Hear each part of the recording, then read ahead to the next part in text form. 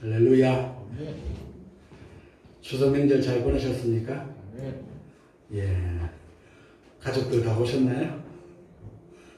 예. 대답이 어느 게 못 오신 분들이 많은 것 같습니다. 특별히 이번 명절에는 우리 가족들이 함께 잘 만나지 못하는 그러한 추석이지 않았나 생각을 해보게 됩니다. 그럼에도 불구하고 건강하게 이렇게 오늘 주일날 하나님 앞에 예배드릴 수 있다는 것은 하나님의 은혜요 축복인 줄로 믿으시기를 바랍니다. 네. 저는 이 추석을 보내면서 우리 교회 지난 주간에 2가지 영상을 우리 유튜브에 올렸습니다. 하나는 지난 우리 예배의 설교 영상을 올렸습니다. 설교 영상 다시 한번 보셨습니까? 예, 보신 분들이 많은 것 같아요. 제가 조회를 해보니까 조회수가 설교 들으신 분이 34분이 보셨다고 하더라고요. 34분. 우리 교인들이 다 해도 34분 될까 말까인데 그래도 34분이 들었다는 것은 아주 많이 들었다라고 볼 수가 있고요. 34분이 아니라 18분. 우리 설교는 18분이고 추석 인사말 제가 올렸는데 다 보셨죠? 추석 인사말이 34분이 조회를 했다고 합니다. 점점 교회와 성도들이 이렇게 점점 거리가 멀어지는 이러한 시대에 우리가 신앙생활을 하고 있습니다. 유행가 가사에 보니까 이런 가사가 있더라고요. 남이라는 글자에 점 하나를 지우면 뭐라고요? 님이 되는 장난 같은 인생이다 라고 합니다. 반대로 이야기하면은 님이라고 하는 글자에 점 하나를 붙이면은 남이 된다 라고 말을 하고 있습니다. 교회를 자꾸 거리가 멀어지게 되고 가까이 교회에 나오는 횟수가 줄어들게 되고 멀어지게 되니까 목사의 마음에는 점점 교회가 성도들이 멀어지지 않나, 신앙도 점점 멀어지지 않나 이런 말도 안 되는 그러한 걱정을 하고 있습니다. 오늘 이렇게 우리가 예배를 드리지를 못하고 가정에서 예배를 드리고 또 유튜브를 통해서 예배를 드리고 하다 보니까 점점 나도 모르는 사이에 이 신앙이라고 하는 것이 위축이 되고 하나님과 점점 거리가 멀어지는 것 같고 이래도 되는가 하는 이런 생각을 가끔씩 해보기도 합니다. 그런데다가 우리 한국 교회의 모습이 어떻습니까? 교회 가는 것 그것만 가지고도 욕을 얻어먹고 있습니다. 세상 사람들이 당신 교회 나간다 하면은요 이제는 이상하게 보고 있어요. 이것이 다 교인들의 잘못이 아니라 오늘 교회 지도자들의 잘못이 아닌가 저는 저 자신을 생각하면서 반성을 해보기도 합니다. 그래서 교회만 가게 되면 뭔가 사람들이 이상해지는 것 같고 교회 가게 되면 가만히 있던 코로나도 확진이 되는 것 같고 이렇게 사람들은 여기고 있기 때문에 모든 곳에서 교회 가는 것을 꺼려하는 이러한 분위기가 오늘 우리가 살고 있는 이 시대의 모습입니다. 그래서 직장이나 이런 분들은 다니시는 분들도 교회 나가십니까? 이번 주에 교회 다녀오셨습니까? 이런 것들이 바로 인사라고 할 정도로 이렇게 사람들이 교회에 대한 인식이 좋지 않은 시대를 이렇게 바라보고 있습니다. 왜 이렇게 되었을까? 오늘날 교회 지도자들이 정말로 나라를 위해서 염려한다고 하면서 큰 소리를 치고 있습니다. 나라의 지도자를 향하여서 손가락질을 하고 욕을 하면서 그렇게 외치고 있습니다.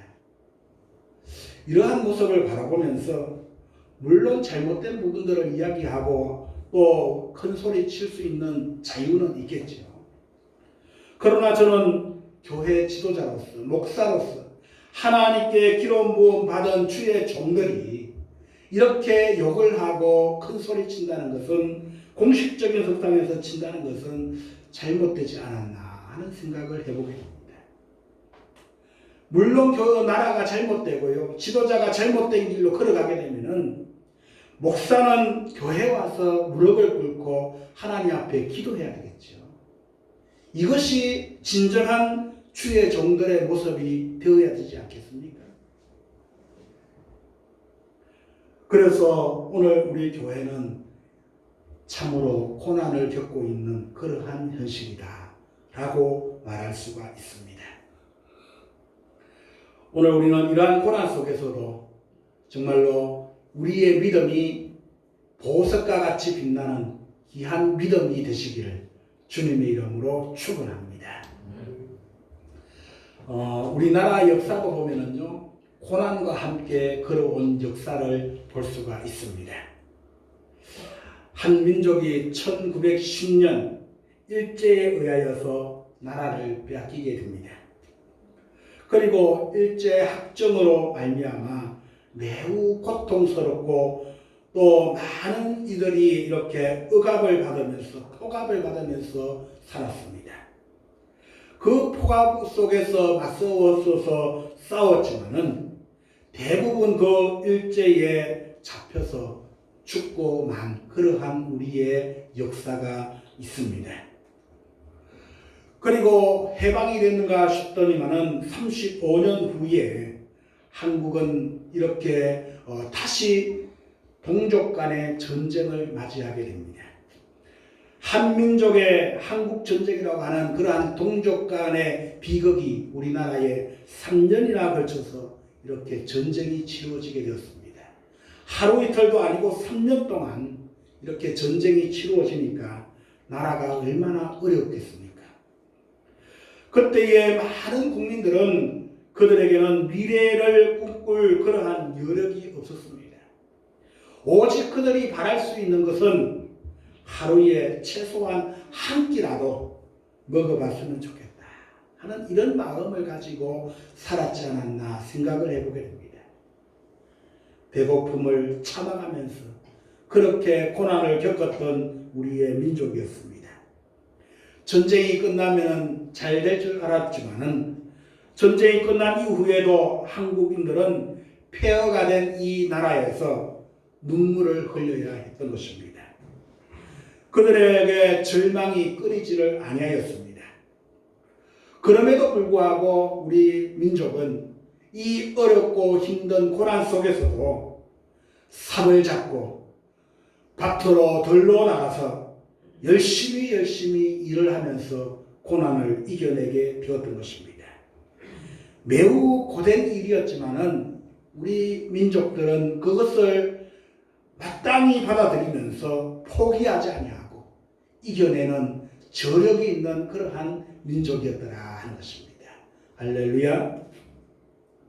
그리고 난 뒤에 1988년입니까? 올림픽을 치르게 되었고 2002년 월드컵을 우리나라에서 치르면서 국제적인 위상을 높아지게 되었습니다.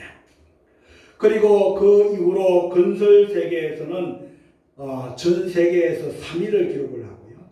7강 세계에서는 5위를 기록하고 자동차 세계에서는 또 5위를 기록을 하고 디스플레이 시장에서는 세계 1위를 이렇게 달성을 하게 되고 조선업계에서도 세계 1위를 달성을 하게 되고요.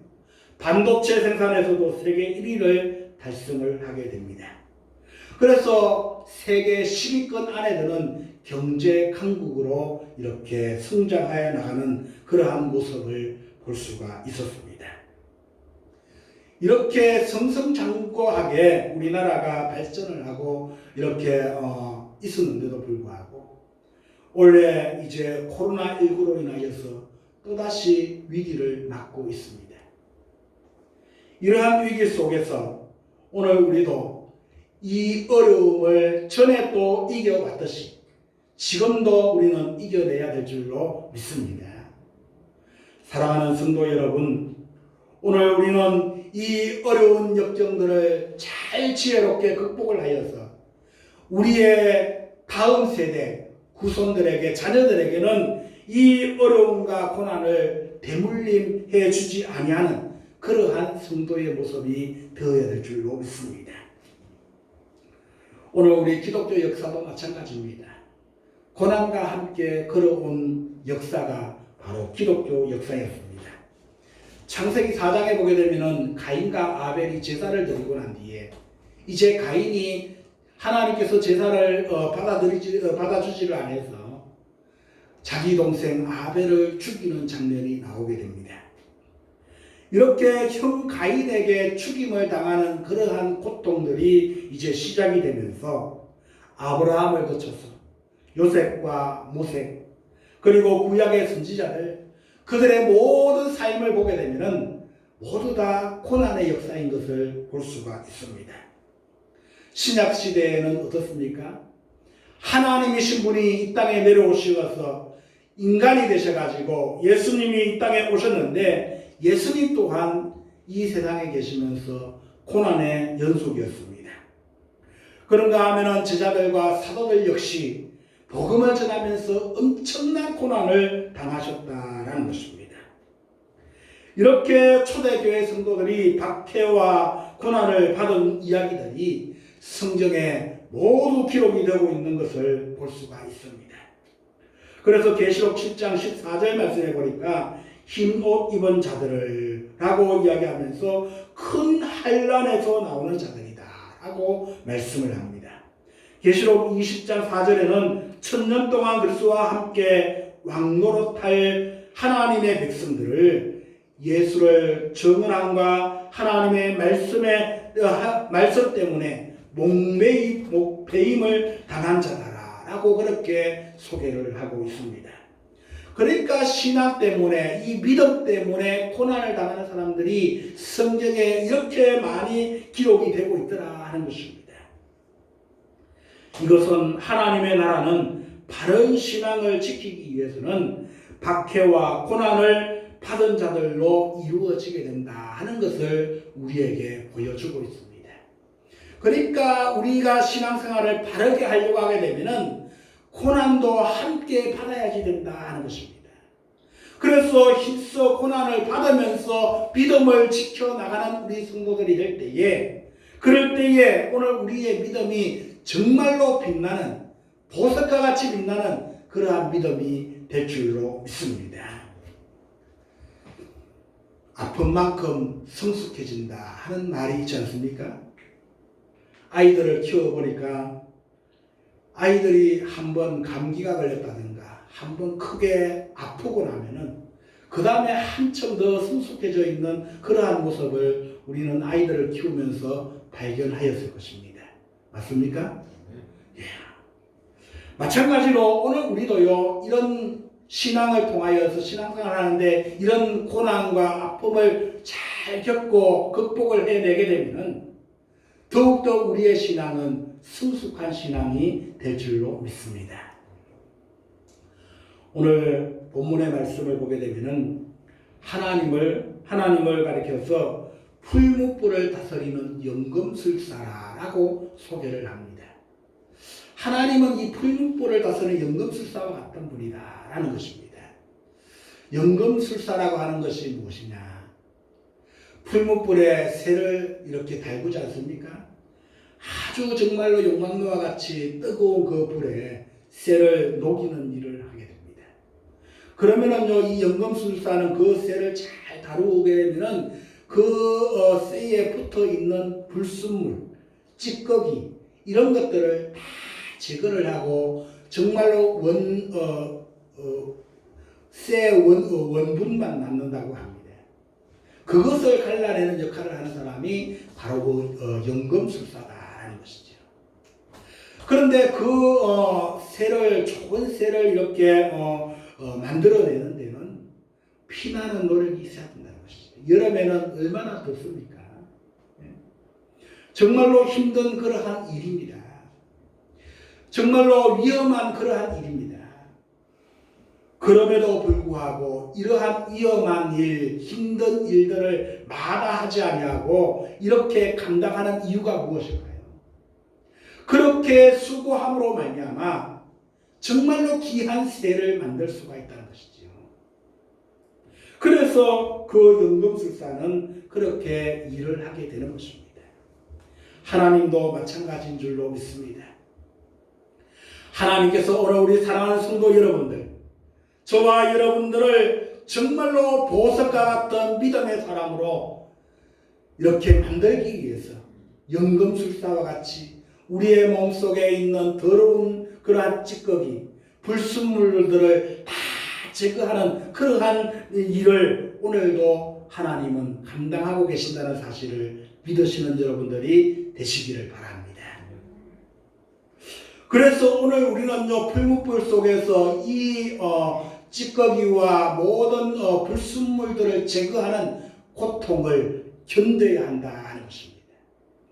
아무리 어렵고 힘든 일이 우리에게 다가왔을지라도 지금까지 우리의 역사들이 우리의 모든 고난과 환난과 모든 역경을 이겨내어 극복을 했던 것처럼 지금 현재 우리에게 다가오는 이러한 모든 어려움을 믿음으로 말미암아 극복해 나가는 저와 여러분이 되시기를 바랍니다. 정말로 이 어려운 이 코로나 시대에서 점점 하나님과 거리가 멀어지는 것 같아도 그럼에도 불구하고 내 자신을 더욱더 단련하고 훈련시키셔서 하나님 앞에서 정금같이 나오는 귀한 믿음의 고백가 되시기를 주님의 이름으로 축원합니다. 시편 66편 10절 말씀에 보니까 하나님이여 주께서 우리를 시험하시되 우리를 단련하시기를 은을 단련한 같이 하셨으며 라고 말씀을 합니다. 우리의 영과 속사람이 성장을 하고 성숙하는 과정 속에서 우리가 스스로 범한 고통과 하나님이 주시는 시련 속에서 우리는 더욱 하나님을 깊이 이해하게 되며 하나님을 아는 지식에 성장해가면 우리가 성숙해지는 일련의 과정임을 우리는 알게 될 것입니다. 그러므로 우리에게 다가온 이 고난을 잘 이겨낸다면 그보다도 더 귀한 믿음으로 우리는 거듭날 것이고 보석과 같이 빛나는 그러한 믿음으로 우리가 거듭나게 될 것입니다. 베드로전서 1장 6절 7절 말씀에 보니까 그러므로 너희가 여러 가지 시험을 인하여 잠깐 근심하게 되지 않을 수 없으나 오히려 크게 기뻐하시도다. 너희 믿음의 시련이 불로 연단하여도 없어질 금보다 더 귀하여 예수 그리스도에 나타나실 때에 칭찬과 존귀를 얻게 하려 함이라. 할렐루야. 네. 오늘 이렇게 예수님의 칭찬과 존귀를 얻는 저와 여러분이 되시기를 바랍니다. 그러면 우리는요, 어떻게 하면 이러한 고난을 이겨낼 수가 있을까요? 성경에 보게 되면 자신을 메뚜기다라고 그렇게 민수기 13장에 표현을 하고 있습니다. 정탐꾼들이 가나안 땅에 들어갔습니다. 그리고 그 가나안 땅에 있는 사람들을 바라보았습니다. 그리고 그들은 겁을 먹고 저들에 비하면 우리는 메뚜기다. 자신을 이렇게 표현을 합니다.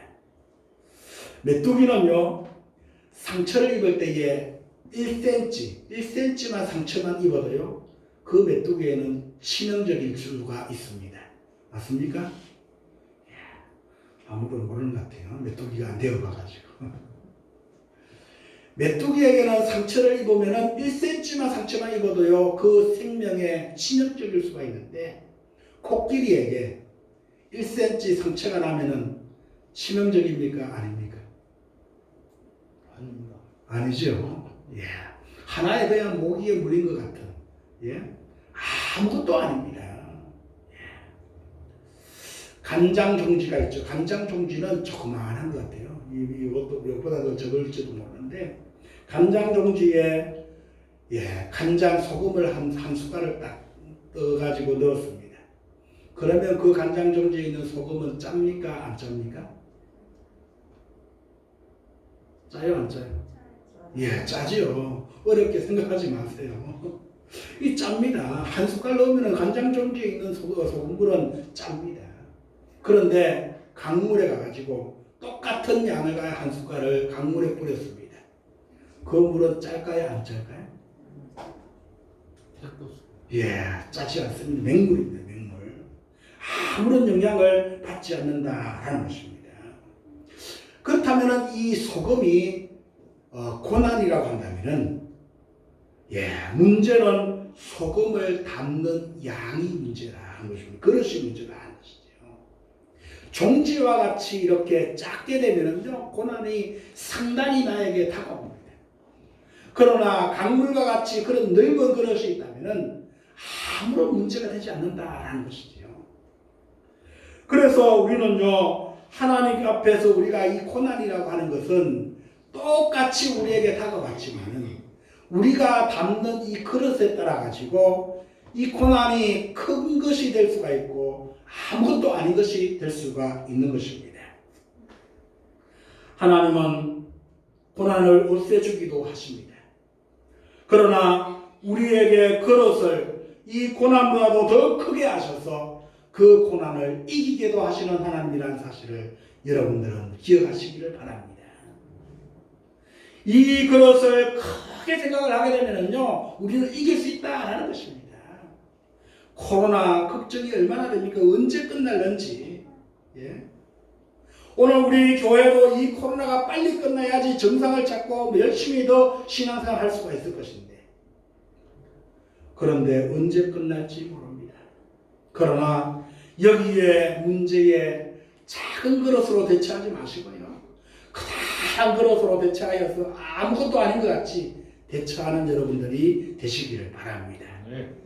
이제는 우리 코로나를요, 함께 가는 코로나가 되어야 됩니다. 이제 자꾸만 코로나 때문에 멀리하고요, 코로나하고 거리가 멀어지고 이렇게 해서는 아니 된다는 것이죠. 코로나가 우리가 살아가면서 일상생활에서 생활을 하면서 함께 생활을 하면서 이 어떻게 하면 코로나를 이겨낼 수 있느냐, 이것을 찾아야 된다는 것이죠. 신앙생활도 마찬가지입니다. 코로나 때문에 예배 들어가면 안 돼. 언제까지 그렇게 해야 되겠습니까? 이제 뭔가 예배를 드리면서도 이 코로나를 극복할 수 있는 길이 어떤 것이 있을까? 함께 갈 수 있는 그러한 방법을 우리가 지혜를 모아서 찾아야지 될 줄로 믿습니다. 면역력이 강한 사람은 병균을 이겨냅니다. 고난을 이기는 법은 코끼리만큼 커지는 것입니다. 면역력을 강화를 시켜가지고 이 모든 고난을 이겨내는 것이 바로 우리가 해야 할 일이다라는 것입니다. 그러면 어떻게 하면 이렇게 우리의 믿음이 이런 고난을 이길 수 있는 큰 그릇을 준비할 수가 있을까요?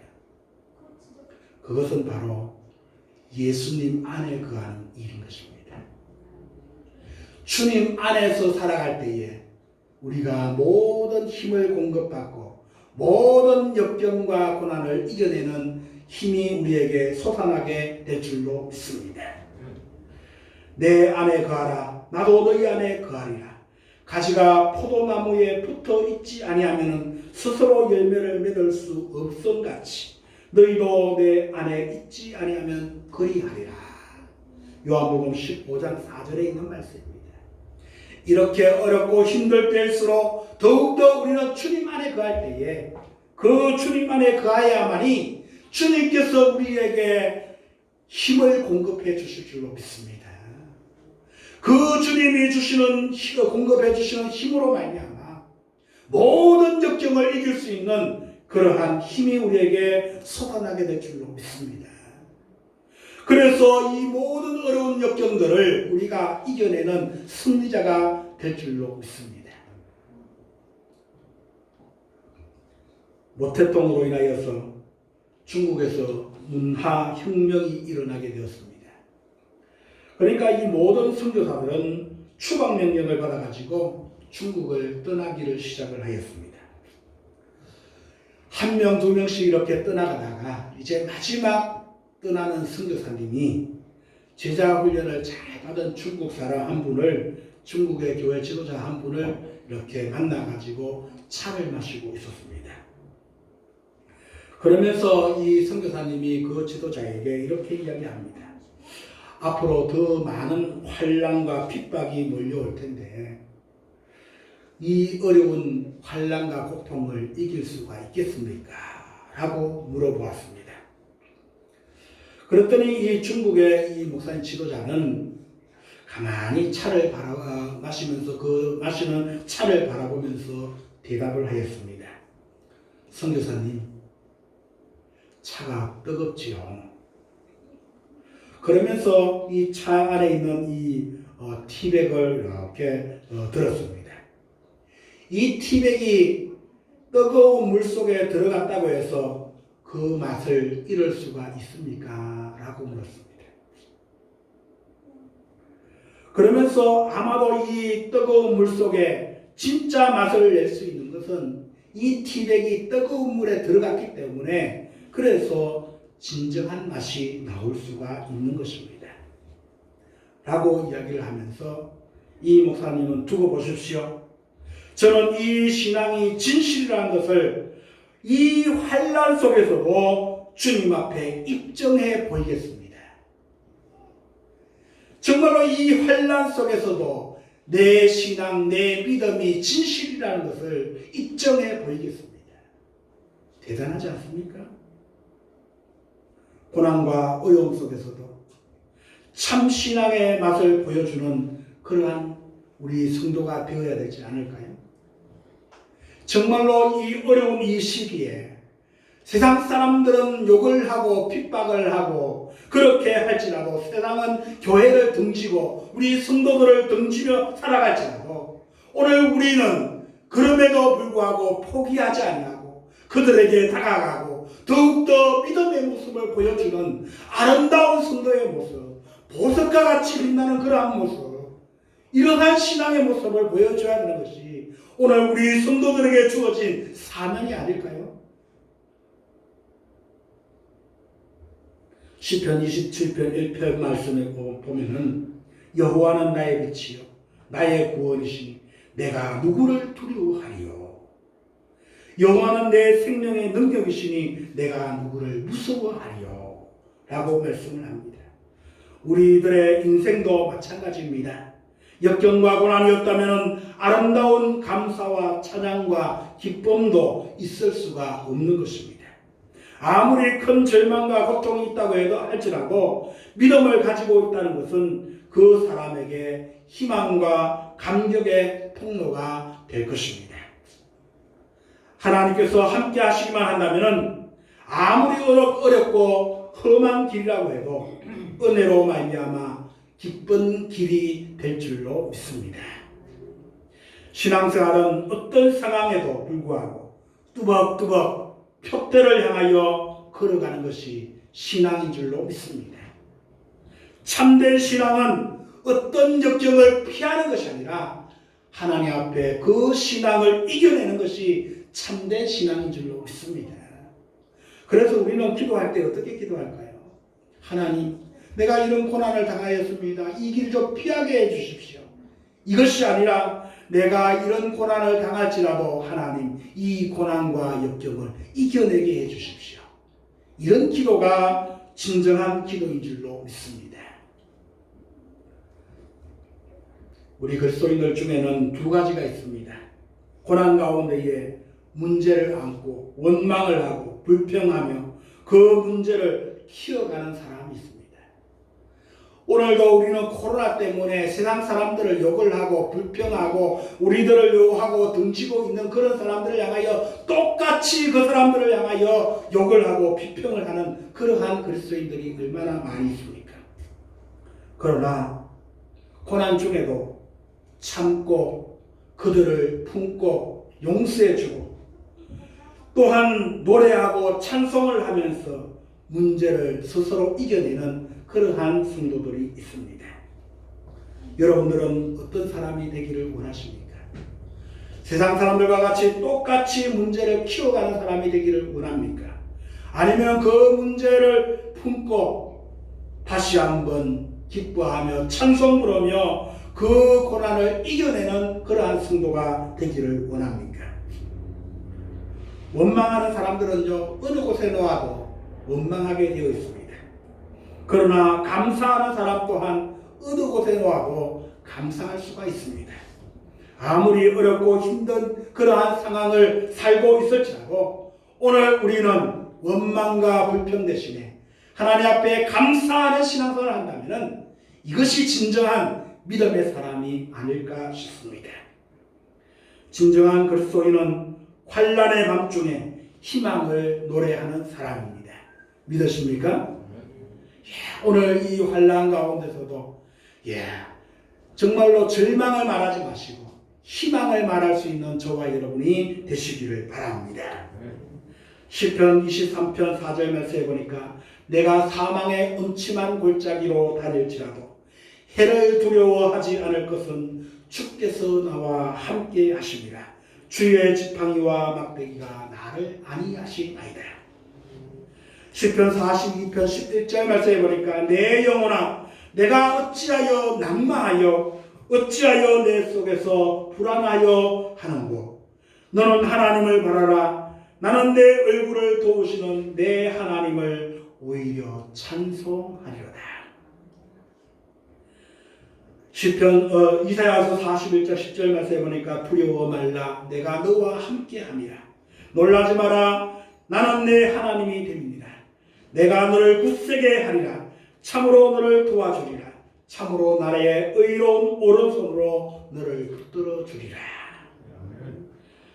이사야서 43장 2절과 3절 말씀에 보면은 내가 물 가운데로 지날 때에 내가 함께 할 것이라. 강을 건널 때에 물이 너를 침몰하지 못할 것이며 내가 불 가운데로 행할 때에 따지 않을 것이요 불꽃이 나를 사르지도 못하리니 대저 나는 여호와 내 하나님이요 이스라엘의 거룩한 자요 내 구원자이십니다. 할렐루야. 지금처럼 어려운 시대에도 하나님의 말씀으로 힘을 얻고 모든 고난을 이겨내어서 보석과 같이 빛나는 믿음을 보여주는 귀한 성도가 되시기를 주님의 이름으로 축원합니다. 기도하시겠습니다. 하나님, 어려운 시대를 우리가 살고 있습니다. 이 어려운 시기에 믿음을 지키기란 쉬운 일이 아닙니다. 그럼에도 불구하고 오늘 이 어려움을 잘 극복을 하게 되면 보석과 같은